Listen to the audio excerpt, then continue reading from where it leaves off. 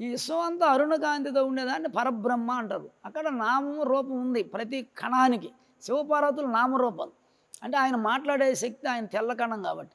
అమ్మవారు రూపం. మన శరీరంలో కనపడాలంటే రూపం.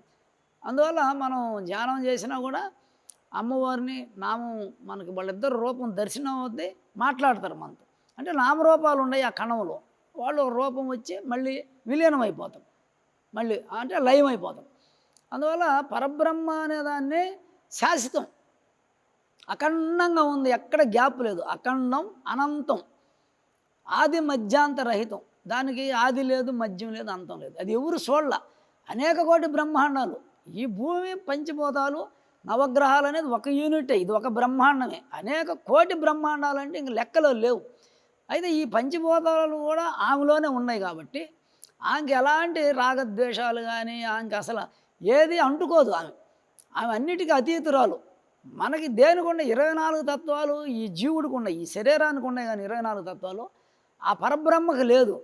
ఆమెను ఉపాసిస్తే శ్వాస ద్వారా మనం శ్వాసను పట్టుకొని ఆమెను ఉపాసిస్తే మనం కూడా పరబ్రహ్మకు ఉండే క్వాలిటీసు, గుణాలు, లక్షణాలు ఈ 24 తత్వాలకి అతీతమైన శక్తి సామర్థ్యాలు మనకు వస్తాయి.